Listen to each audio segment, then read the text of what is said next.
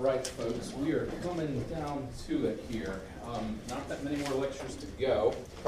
We do have one quiz left, quiz 4. I'm planning on doing that probably either the second to last or last day of class. If you have quizzes that you need to make up or anything like that, make sure you do it before the final. By the time the final exam starts, like, you cannot take a makeup at that point for previous stuff. The regular semester has ended by that point. So go back through, look at your blackboard, make sure there's no gaps or anything. If you took a makeup, that should have been put in. If you're seeing a gap, you need to check with me and make sure that you're squared away with it, or just take the makeup or whatever, because you don't want to have put in work with everything else and be like, oh, there's like 2 quizzes I didn't take, and now that's a 0 for both of you. You don't want to get into that. So check on that. Let's see what else. I will get you your essay study prompts out. I think I maybe said I was going to do that last week. Over this weekend, my heater went out, a bunch of other things happened, life happened, and so there were some things I didn't get done. And so if you're sitting there waiting for those essay study prompts and you're all angry, my apologies. I will try to get that out to you today. I will get it emailed out today. If I forget, somebody shoot me an email and just say, essay study prompts, ? I will get right on that. I'll make sure you have them by this week for sure. Because I know all of you over Thanksgiving break coming up pretty soon, all of you are going to be studying for this final, right? That's what you're going to be doing. Yeah, okay. Let's talk about missiles and smart weapons a little bit. This is a shorter lecture. It can get kind of in-depth. I mean, if you guys start asking a lot of questions or something, we could talk as much as you want about this, or as base level knowledge as you want about it. A lot of people ask the question, and it's a really good one, because the term is thrown around a lot today. People in the news, talking heads, on your TV, people on shows, they just talk about smart weapons and things. What does that term actually mean? What do we mean when we say a smart weapon? Well, a smart weapon is fundamentally a weapon which has a guidance package to it. A guidance package, meaning that the weapon itself is capable of being directed or steered into a precise target, right?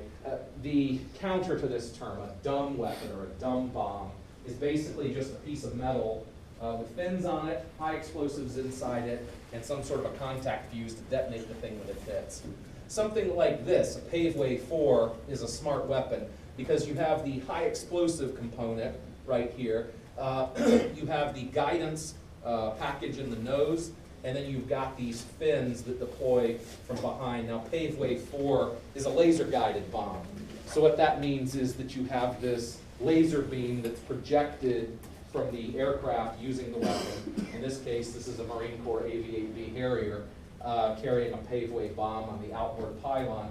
When you drop this weapon, this seeker cone in the nose is looking for a certain wavelength of laser beam, for a certain wavelength of laser beam light, and the aircraft is putting that onto a target, or someone on the ground is putting the beam onto a target. And so the scatter of laser light off of the target is going to be picked up by this nose cone in the Paveway system, and as the bomb falls through the air, these fins are going to steer it right into that target. It's designed to home in on that reflected light in effect in that case. So basically, a smart weapon, if you were to have to provide sort of the identification for it on multiple choice or something, is a weapon that has a guidance package. It's capable of being steered or directed into a target. Now, today we're talking about missiles and smart weapons. So we're going to start with missiles because missiles are developed first. Smart weapons don't really come about until arguably the 1960s. But we could talk about missiles coming about as a weapons system in the 1940s. And the first actual missile, the thing that we could point to and say, yes, this is a type of system which we could categorize as a missile most definitively, no questions asked about it, is this thing. This is a V1 flying bomb, as it was called during the Second World War. Now, what is this thing? What are you actually looking at? It's got an aerodynamic body. It has 2 stubby wings, which give it lift, like an aircraft, an airplane. And it's got this jet engine with a rocket initiator on the back. What does that mean? It means that when you launch something like this, when you shoot one of these V1s, you have to have a static launching position The first German V-1 launch sites were basically this giant concrete ramp with a little railroad track on it. And on that railroad track was a cart with little wheels. And on top of the cart sat this monstrosity, this V-1. And so when you fired it, what you would do is you would pull an activating lanyard, and the first ones were activated by pulling a cord or a rope that sets off the rocket part of the engine. And that propels the V-1 down the track. It's a ramp, so it's kind of going upward. And as it hits the end of the ramp, the little cart falls away. The thing goes for a few hundred meters under rocket power, and then the jet engine kicks in. It sort of sputters and stutters for a minute. But if you've done your job right, building this thing, that jet engine is going to then become the propulsion unit, which sends this missile on its way. Now, in terms of guidance on something like this, it's not guided, okay? If you shoot a V-1, you are launching it in a straight line. If you were to look at the map, most of these are being launched from the coast of the North Sea right here in the Low Countries in Holland. There's a place called Peenemünde, which is the major launch site, and they're trying to launch them across the ocean and strike at the British Isles.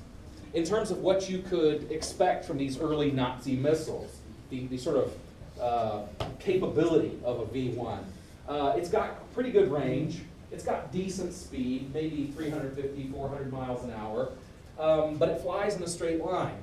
And what you do when you launch one of these things, you build the little track to face Britain, in effect, to face the British Isles, and you put just enough fuel in this thing so that as it gets over a city the size of, say, London, the gas runs out, the engine cuts off, and the thing sort of gradually noses over into a dive, and then it detonates the high explosives inside itself. It's not really a guided weapon, though. It's not a smart weapon. You basically point it in a direction, it flies straight until it runs out of fuel, and then it comes back to the ground.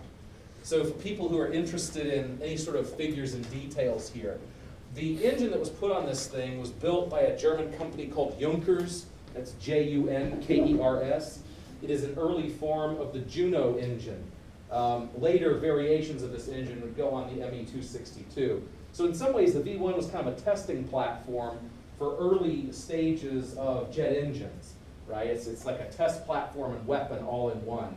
Yeah? What is the name of the, sir, what is the name of the company? Yeah. Junkers. It's Junkers. It's the actually pronounced Junkers. Jun, yeah? Kers. If you were to pronounce it in English, you would say Junkers, but it's German, so it's Junkers. So this engine is what's propelling the thing. You've got an explosive charge of almost a ton, 1,870 pounds, located in the front. You've got a nose cone detonator. It's just a contact fuse. As it hits the ground or hits a building or whatever on the way in, that's what causes the entire thing to detonate.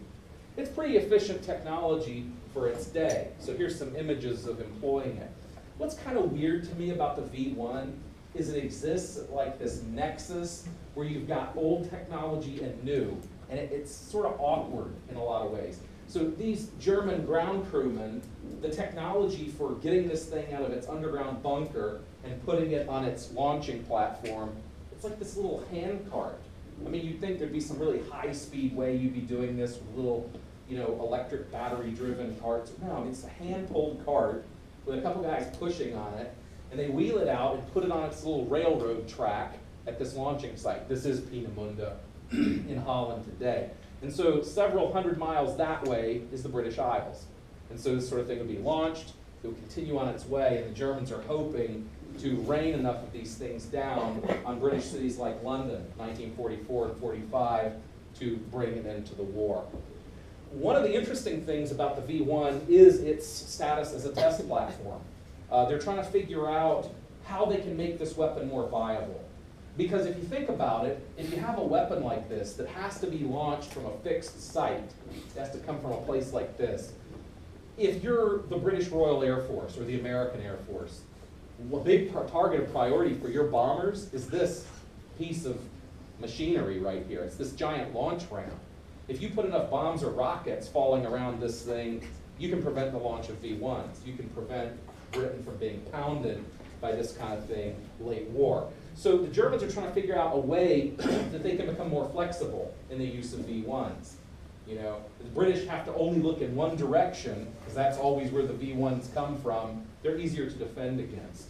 So the Germans are playing with this as a testing platform, 1944-45, and this is a rare picture, very rare picture of some of the testing platforms that the Germans tried to use late war. What you're looking at here is a Henkel HE-111 for the airplane fanatics in the room. What you're seeing here is a really weird thing. It's weird for a couple reasons. You're taking this multi-ton rocket. It's really a cruise missile, if you want to be really precise. Multi-ton cruise missile. You are bolting it to the wing root of a bomber. I mean, this thing's so big it can't fit in the bomb bay of the aircraft, so you're having to sort of bolt it onto the underside of the wing. And what you're seeing here, kind of weird again, I think, is this little cord that's going up through the window. That's how you start the engine on this V1. So as you're flying this HE-111 German bomber, as high as you can get it, and you're doing the testing on this thing, you've got to do a really complicated process here, okay? And the process is this. One of your crewmen has to go back inside the fuselage of your aircraft, and at your count, at your signal, he has to pull the lanyard. You pull this cord, and this thing's rocket and jet engine starts to spool up. As soon as you've got positive engagement with that, and you know that the engine's running properly, or at least you hope it is, that's when you're going to drop or release this thing. Now, what are some problems with this? Like, just looking at the picture, what are some issues with that as a technology? First of all, what? the weight, like, I can't imagine. Yeah, so you take off, and all of a sudden you're like, because you've got this massive amount of weight on your port side wing root. A student once asked me, well, why don't they mount it further out? And the answer is exactly that same thing, right? You're putting it right at the wing root, because the further you move on the wing, your wing would actually start to deform under that weight. You're having to get it as close to the center line as you can. Weight's a huge issue. What else?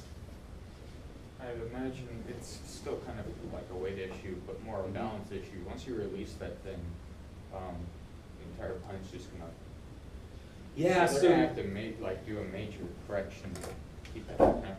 Yeah, and so, but yeah, you're right. It's an issue of balance, but it's not so much balance for the plane, because once you drop it and that weight is clear, all the pilot has to do is correct with the stick, and he can resettle the airplane. The issue is with the V1 itself, because once it falls, if you're doing this thing where as it drops you're trying to correct, you created instability in it.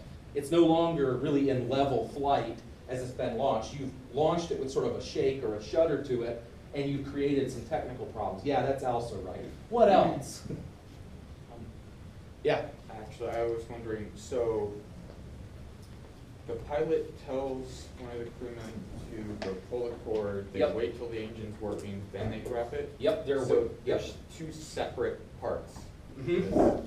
So what would happen if the engine just went off and they didn't If, let go? like, if you pull this cord and this thing doesn't release, Yeah. you got a big problem, because then you have a rocket engine. That's another problem, actually. You have the rocket engine, you have this jet engine, which is pushing at your port wing root. It's going to be pushing your airplane to the side and kind of down. So if that thing doesn't drop clear after you've started the engine, you have a huge problem. I wonder if that's ever happened. They had all kinds of problems with this. Was it like a clamp system that held it? You Yeah, said? it's basically, they use like explosive bolts with this thing. Okay, you said, It's you said it was bolted, so I yeah. was kind of confused on Yeah, that. clamps, I think clamps are generally going to be used on lighter munitions. This is very heavy, so it's Okay. bolted. It's an explosive bolt release. Good question. Any other issues with that? Well, okay, if you understand the way a wing works, right, the Bernoulli principle, you have this airflow that's coming over the top of the wing itself. Well, of course, this is going to disrupt that, right? It's right at the point where you've got airflow going over the wing. It makes lift difficult for this aircraft. Not only is this very heavy, but the Bernoulli principle, which is what gives you lift in the aircraft, is being disrupted by this. Really, really complicated stuff. And so the Germans, I mean, give them credit in some ways. They're trying to solve this problem. They lose multiple aircraft doing this. They lose multiple V1s doing it. They're trying to figure out a way in which they can launch V1 attacks against Britain, not from fixed sites, but rather from aircraft. You know, if you can do this, if you pull this off, suddenly you can attack the British Isles from any number of angles, and you can change it up pretty constantly. It's really interesting, technology versus technology and how you develop counters to things. So the British Isles in 1945, 1944, 45, they're hit with something like 1,600 V1s.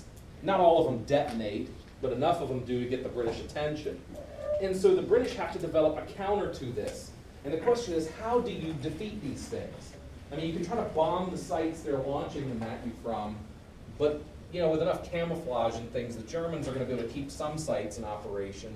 How do you stop these things from hitting a city like London? And the way that they come up with in late 1944 is that when radar picks up one of these V1 flying bombs, cruise missiles, headed for the British Isles, usually about 25,000 feet up, doing about 350 to 400 miles an hour, the British will scramble a Spitfire. That's a Spitfire Mark 9, I believe. They scramble this fast-moving fighter aircraft, and it's very, very difficult to shoot one of these things down because it's moving pretty quickly. It's admittedly in a straight line, but it's dangerous to the pilot to do that. I mean, all the explosion, you have to get close enough to actually hit it. You're liable to damage your own aircraft pretty severely. So they find out in late 1944 that what's actually safer to do is for this pilot to fly alongside the V1 and to slide the leading edge of his wing under the little stubby wing of the V1 and roll it. You just roll the thing. And when you flip it, it goes out of its flight pattern, it goes out of its sequence, and it'll spiral out of control and crash into the ocean, or maybe, unoccupied countryside. So they just go up to it and poke it. Go up and poke. Yeah. Yeah, you gotta have some nerves of steel to do this job. And it's interesting to read because you think, wait a minute, why are they not just flying behind it and just shooting it and exploding it? Well, they actually lose some aircraft that way, so they say this is the technique to do it. This becomes the way to deal with a V1. So the V1s are being dealt with. And so in late 1944, early 1945, the Germans develop the next round of technology, and they call that the V2. The V2 is completely different from the V1 because it is in level flight for most of its time in the air. It uses a jet engine to propel itself and has wings. The V2 is what we would call a ballistic missile. The V2 can be launched from anywhere, basically, that you can set up the launcher. You just have this platform that you elevate the rocket to a vertical position, and when you launch it, when it goes up in the air, it actually goes into the stratosphere. And it comes down at what we would call a ballistic trajectory, meaning it's basically coming straight down on its target. You're not going to be able to intercept this thing. You're not going to, with the technology of the 1940s, be able to counter this. Once it gets launched, it's up there, and you're not going to stop it coming down at the other end. So the V2 is actually a giant leap in weapons capability and technology over the V1. There's virtually no warning of these things. They're coming down at such great speed, there's no way to warn people in time, there's no way to intercept it. So the V2s are really kind of an interesting thing. If you're interested in this type of missile technology, go to YouTube later today and type in V2 accidents. Because the Germans filmed all of this as they were developing the technology to try to learn from their mistakes. And there's some pretty humorous ones. The test platforms for the V2s, they're always painted in this white and black checkerboard pattern. And so you'll see images, if you watch some of these videos, of all these German scientists and things standing around as this thing starts to go up. And in the early ones, they don't have the gyroscopes worked out right. And so as the rocket goes up, it maybe gets 100 yards into the air, and it starts to wobble, and then it turns sideways, and everybody starts running away, and then the thing comes back down and explodes and blows up. It's kind of comical in some ways watching that, but you have to temper that with the understanding that the Germans fixed those problems pretty quickly, and this is a suburb of London in early 1945 showing you what a V1 could do. It's basically capable of destroying a city block. Every house, everything is just gone right in that city block. You can't really defend against that. So in some ways, it's really, really fortunate that World War II ended when it did, that the Germans had already lost the war by this point because they weren't able to field enough numbers of V2s and similar types of technology to make the difference. We mentioned this before, but I'll remind you of it. This is the guy who develops the V2. He's largely involved in the V1 as well. His name's Wernher von Braun. He's a Nazi rocket scientist. He is arguably one of the most brilliant inventors, technologists ever in world history. So brilliant, this Nazi rocket scientist, that at the end of the war, capturing him became one of America's top priorities. The war is over in Germany in May of 1945, and the United States government carries out a military program called Operation Paperclip.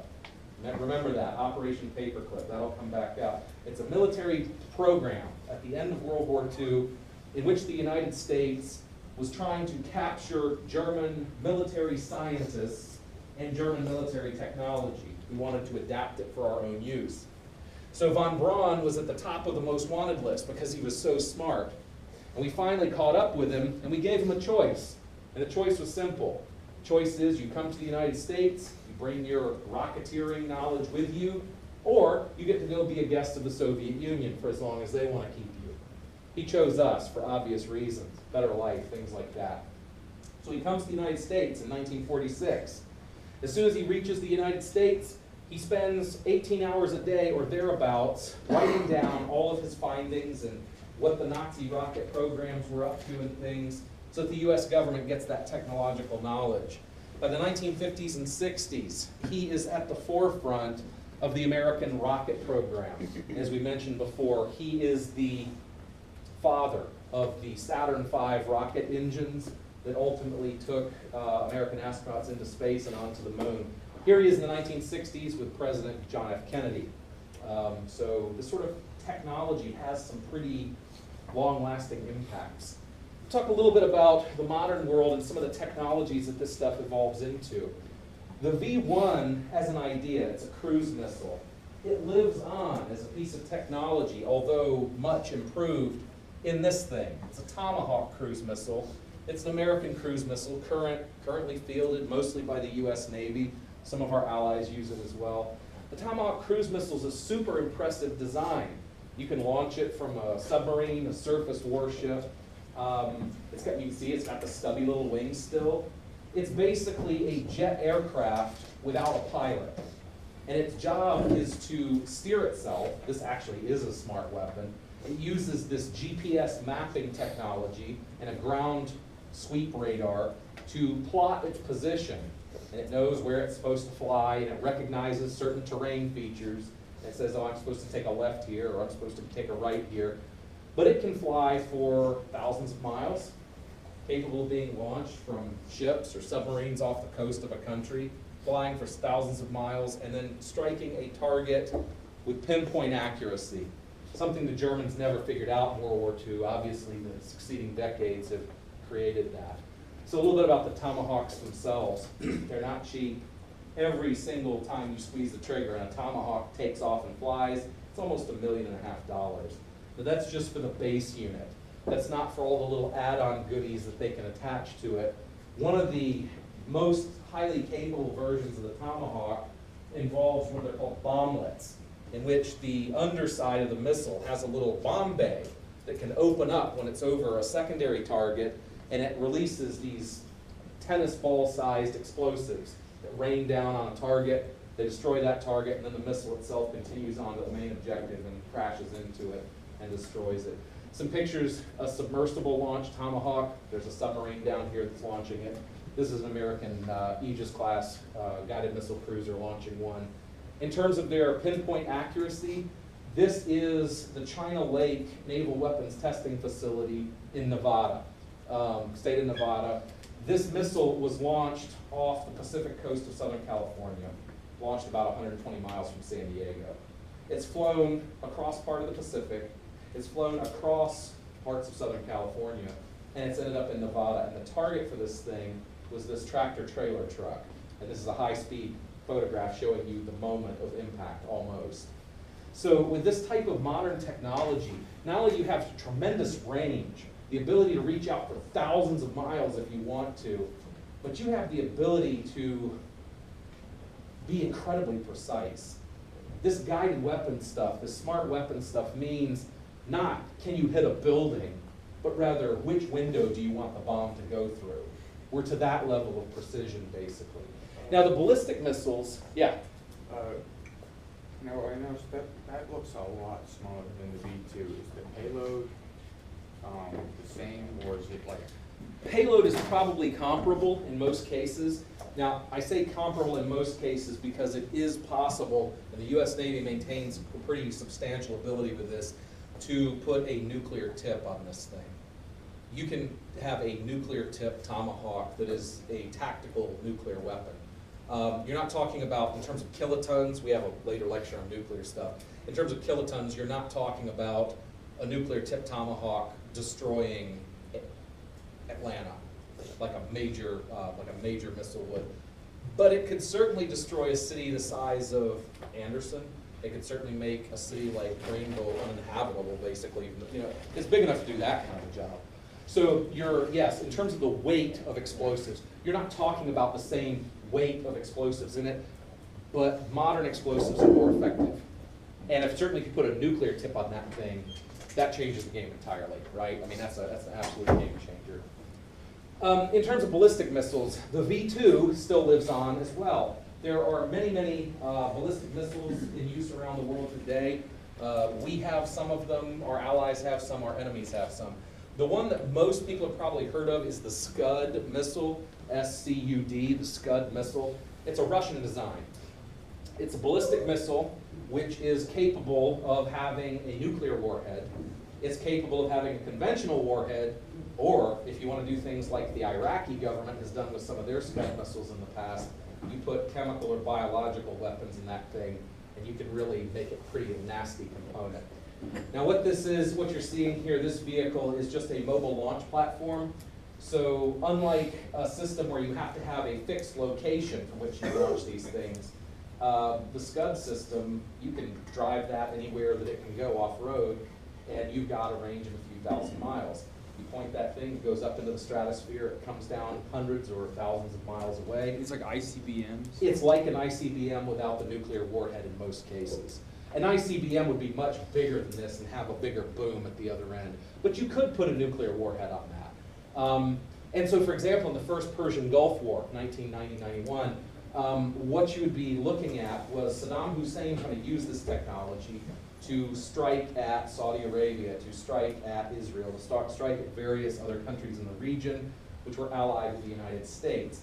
And so if you've ever heard of a movie, there's a very famous movie called Bravo 20, which is about some of Britain's Special Air Service, SAS commandos, whose job was to try to track these Scud missiles down in the western deserts of Iraq so that they could be destroyed. But it was a very challenging job because these things get moved. They don't stay in the same location.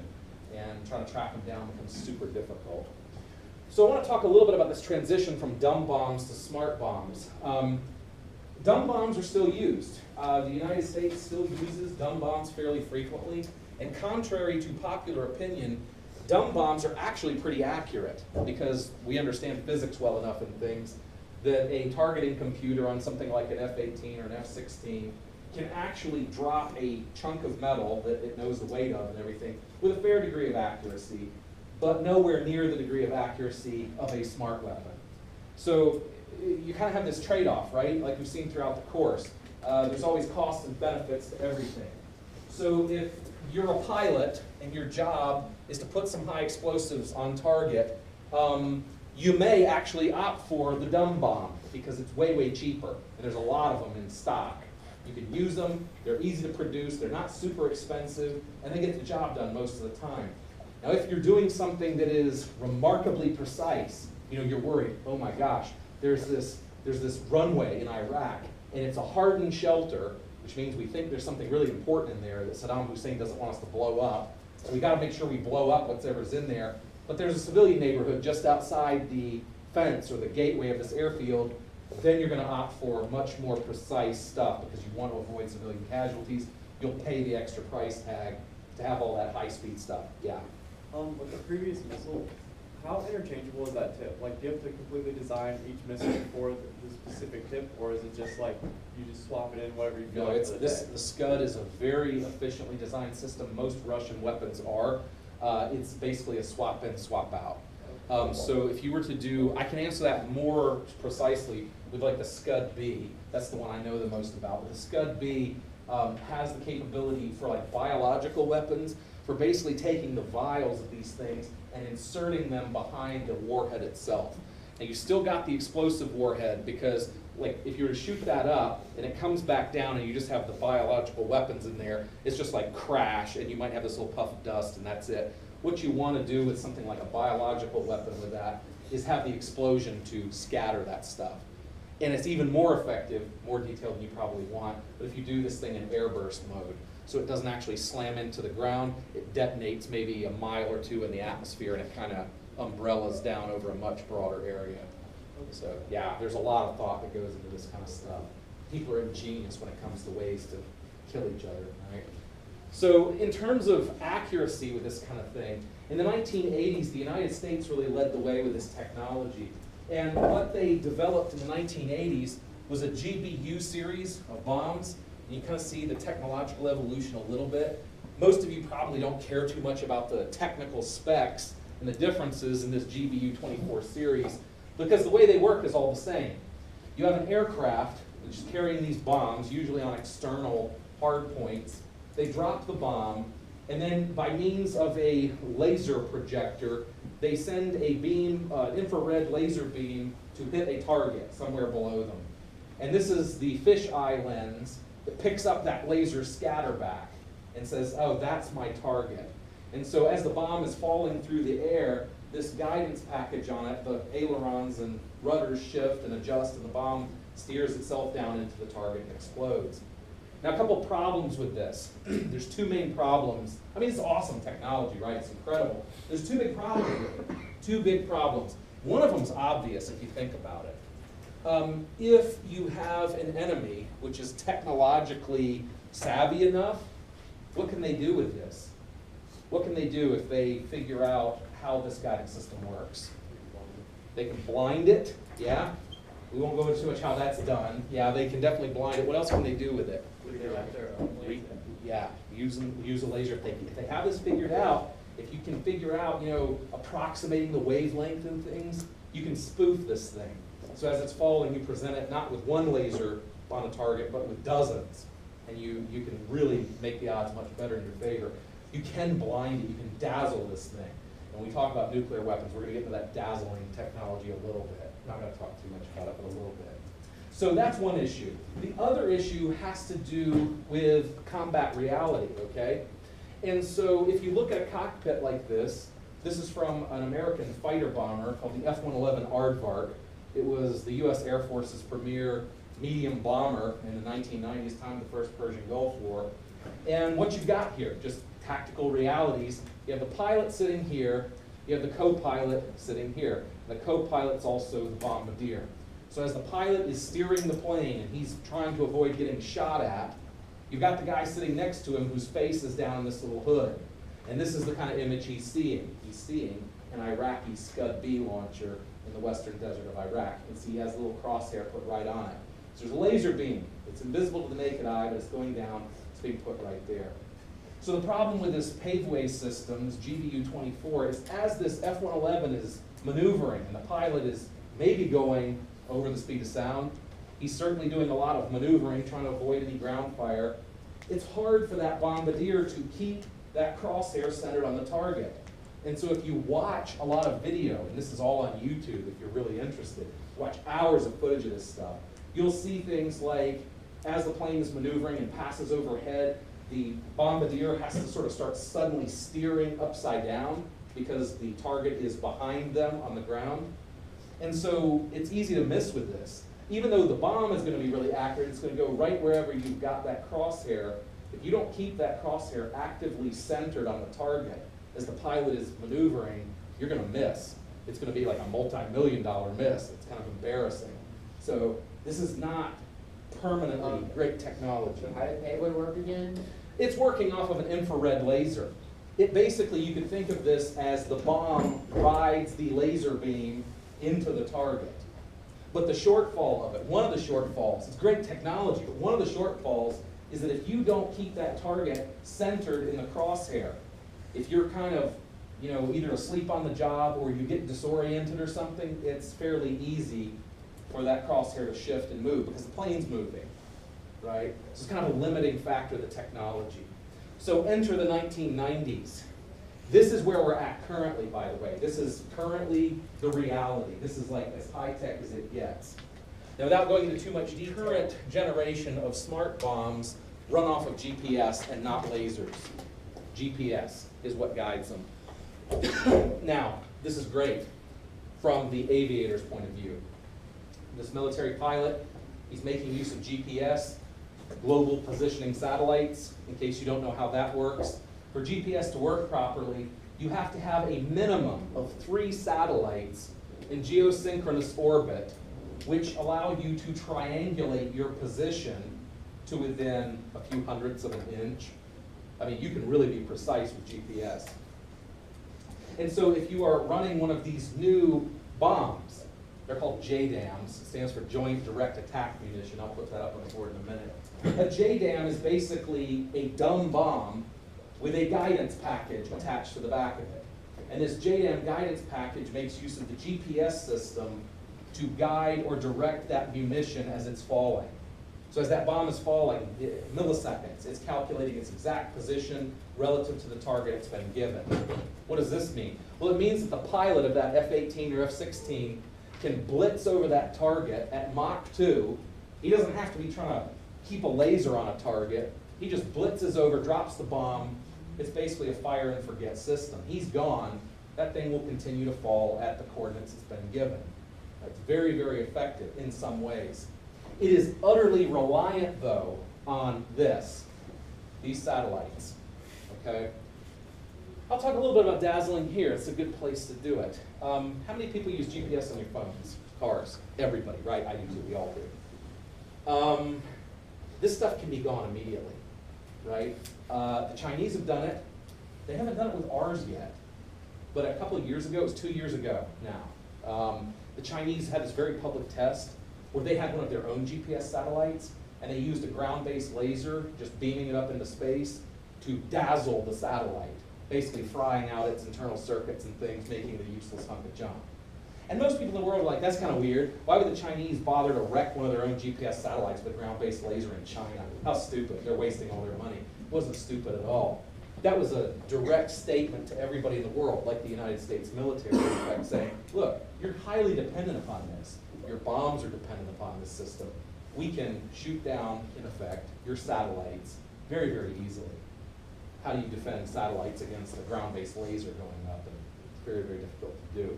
Is it heat-based? Is it what? How does it destroy the, Basically, the radio apertures and the solar panels and all that gets fried. The circuitry gets fried. I'm not sure exactly what gets whacked, but basically you're hitting it with a ground-based laser. It's called dazzling it. You're basically blinding its sensors and receptors, so it's a hunk of junk in space. Basically microwaving it. In effect, I suppose that's probably So it. is permanently destroyed? Yeah, this Chinese one was permanently destroyed. They put new ones up there? Oh yeah, they put a new one up to replace it. It wasn't done to destroy their own satellite. It was done to say, okay, world that's watching, look what we can do to GPS satellites. So I actually use this as an example because a lot of times with the Army, I'm not sure with how the Marines do it, but with the Army, you get a lot of guys who do land navigation who will just groan endlessly. Why can't we just use the GPS? That's what we do when we're doing this for real. Yeah, but you need to have the ability to use a compass and map still. I'm sure you guys still do it. Why? Because if this stuff ever goes down, that's what you are back to, right? You have to always have a fallback. So GPS in terms of smart bombs. This is a picture of what the whole unit looks like. This is the guidance package at the back of the JDAM. In the front, it is just a Mark 83 dumb bomb. You just bolt the two together. It's got the guidance package, the software, all that in the back with the fins, and you've got yourself a JDAM. This is a JDAM in action in Afghanistan. The JDAM technology is critically important to American warfighters because the current generation of American soldiers, Marines, have gotten so used to having absolute air superiority on call over the target. And so as a consequence, you can have an 8-man special forces detachment that can move around pretty confidently in a place like Afghanistan because they know that on call they have these smart weapons like JDAM and various other smart weapons, cruise missiles and things, supporting them. And so you can call in an airstrike, danger close, almost on your own position, and be pretty confident you're not going to get touched by it, right? You pick up Taliban or Al-Qaeda fighters, things like that. It gets to be a situation that your own firepower can't deal with it. Well, this is just a radio call away. You can call it in within a few dozen yards of your own position, and it's pretty accurate. I mean, very, very rare do you have sort of blue-on-blue friendly fire casualties as a result of this. And the technology continues to evolve. In the mid-2000s, the Navy and Marines were the first to really experiment with this. The Air Force is kind of trying to pick it up now as well. They developed something called the Joint Standoff Weapon, or the JSOW. The JSOW. The JSOW is often called the magical pig by various pilots because this thing, when you release it, it's a GPS-guided bomb, but it's a special kind of bomb. It's a glide bomb. You see the little swing wings that come out. So it's basically like a cruise missile, but without the jet engine. And so what this means is that if you're carrying something like a JSOW on this F-18 Super Hornet, you put that thing off, you drop the munition, you can be 30, 35 miles from the target. You can turn away and do some other job, like engage enemy aircraft, engage another ground target. You drop the JSOW, and it can glide 30 or 35 miles into the target. Devastating consequences. There's some JSOW testing footage. What you're seeing getting dumped here is its bomblet load. These little bomblets going off on the ground. That's an old Russian ZSU-34 air defense vehicle. That's at Fort Irwin in California. And then you can see the thing gliding on its way into the rest of the target. Talk about drones for a little bit. Last time I taught the class, I think I told you I had 2 drone pilots. So we had some really interesting conversations about this, as much as they could really talk about it.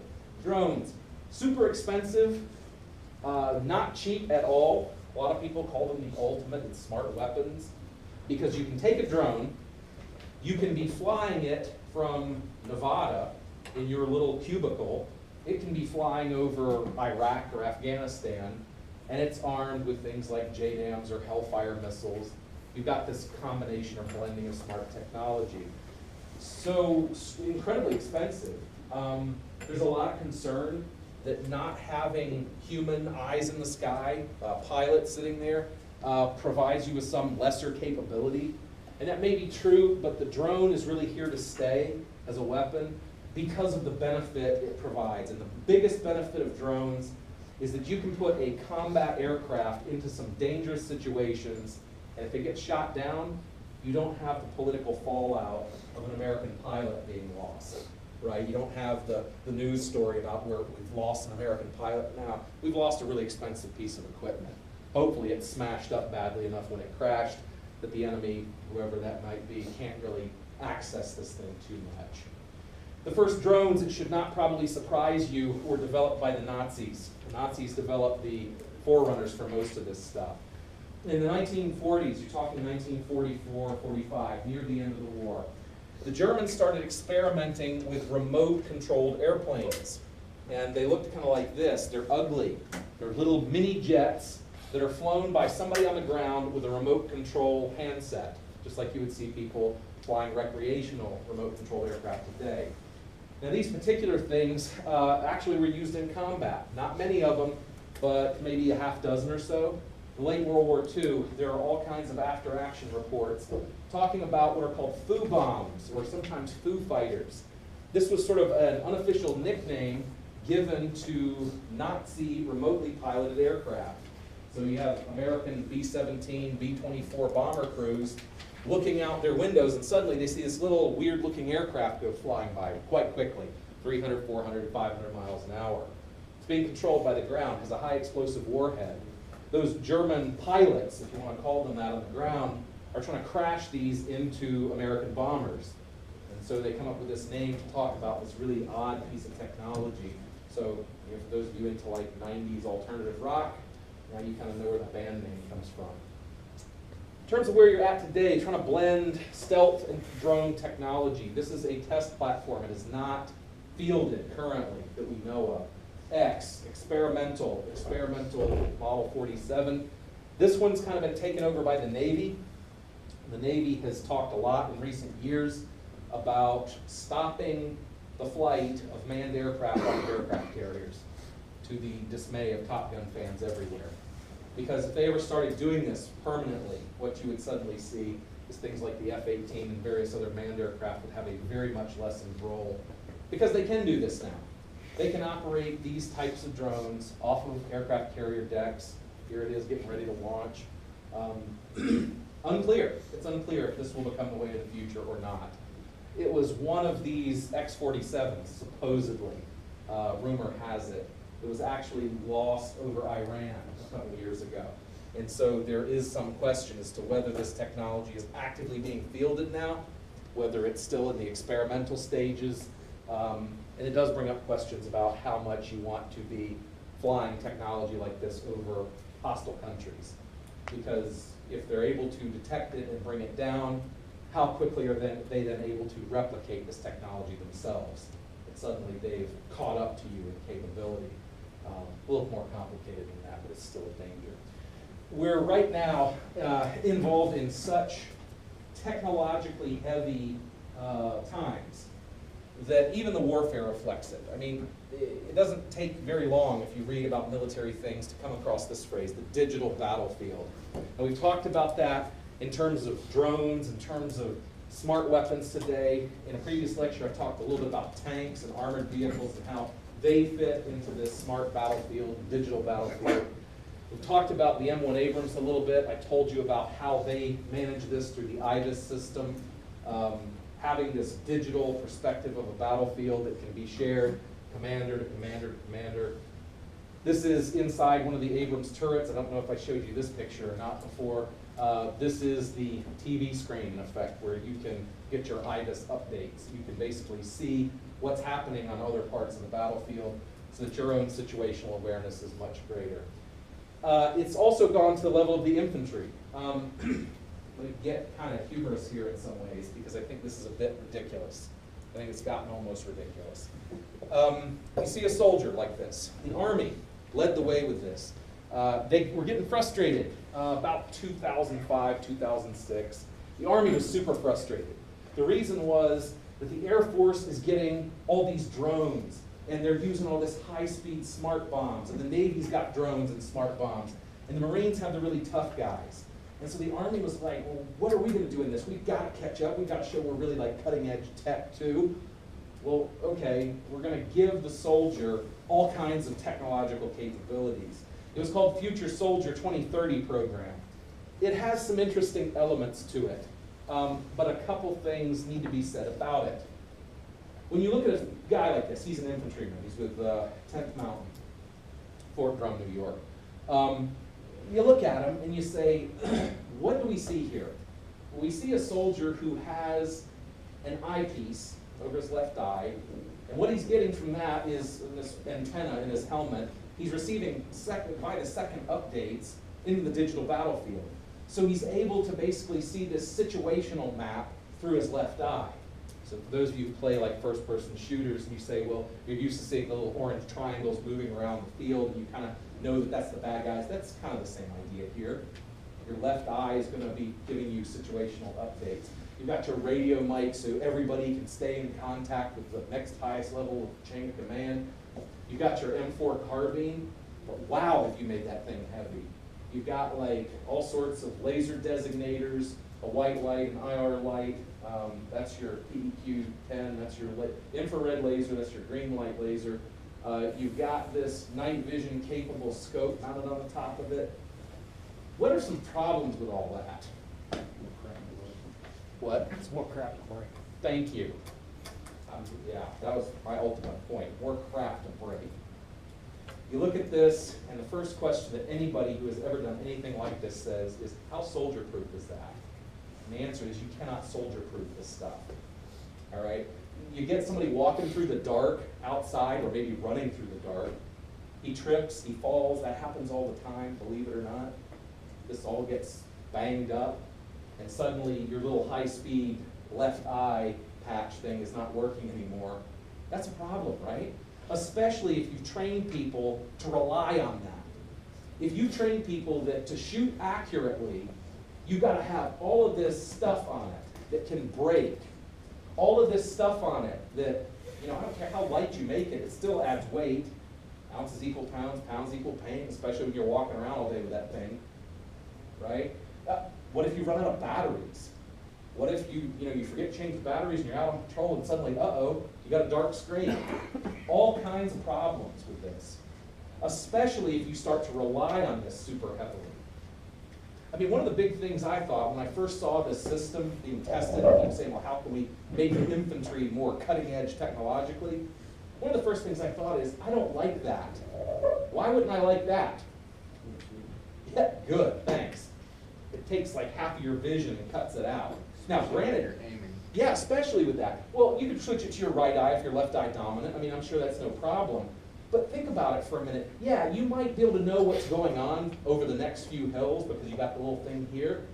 But you might miss the person standing just inside a doorway or another threat that's right here next to you in the immediacy of the moment. Honestly, I don't understand why they didn't use some sort of, Google transparent, Glasses like, or something. Yeah, something like that over there. Yeah. I mean, that's a horrible idea. So keep in mind, this is a little bit before Google Glasses, so they're playing with it.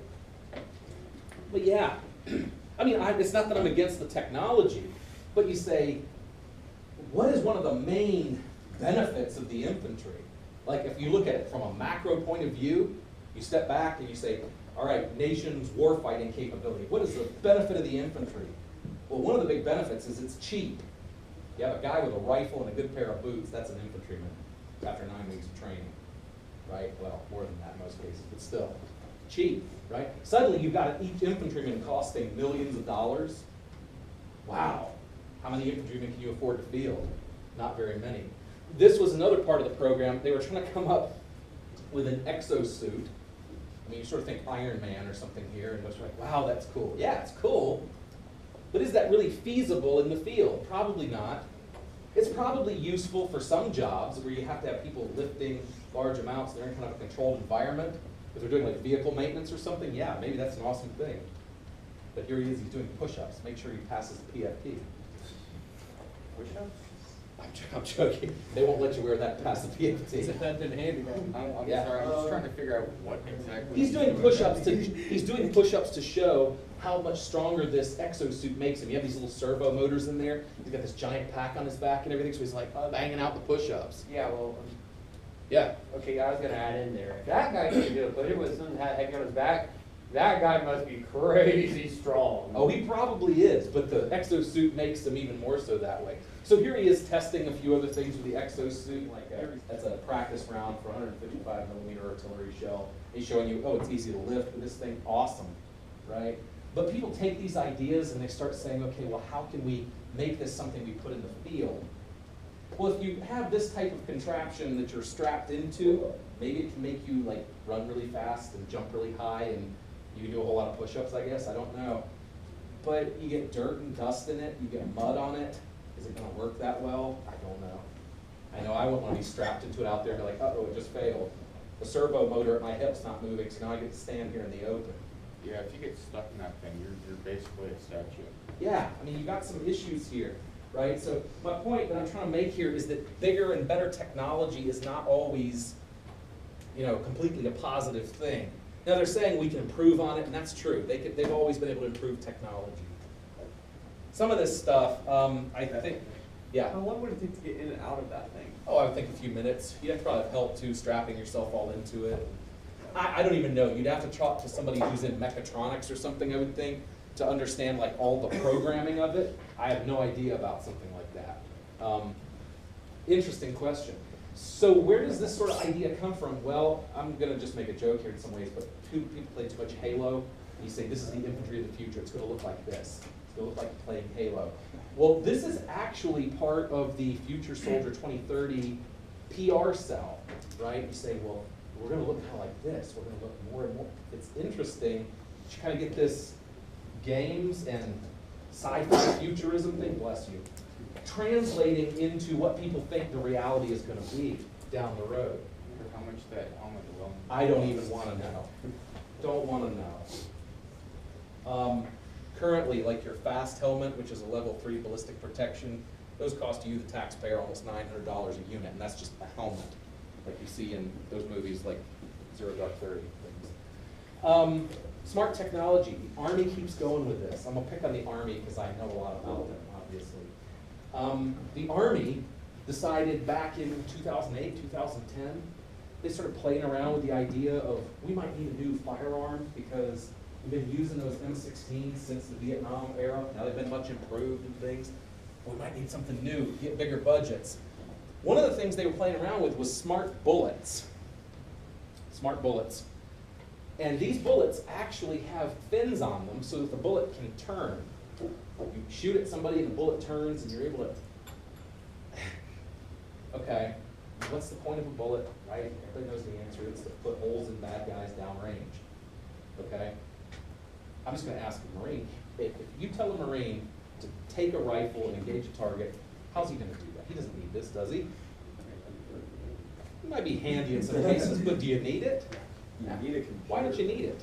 Because I can maneuver to get to the target. He can maneuver to get to his target. He's been well trained enough, he can engage that target and handle business without this.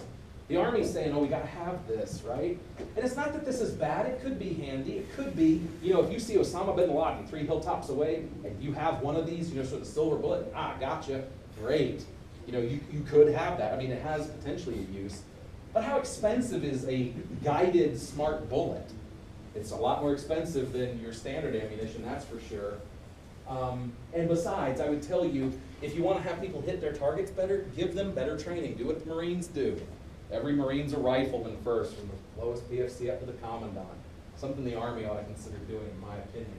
Better training solves this problem, not necessarily just more and more expensive technology. That can fail, that can run out, that if you're fighting a war with a major country like China, I don't know that you have the ability to produce enough of these bullets quickly enough to get the job done. You might have to resort to older technology. Questions, I'm happy to take them. If not, I will see you next time. The amount of bullets you really have, it's all about necessity. I watched a while ago, there was this movie, like 10 bullets. So yeah, they spin their arms, shoot.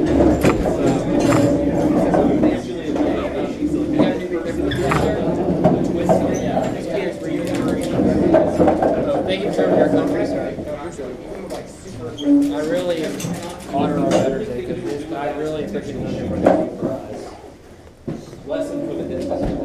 Thank you for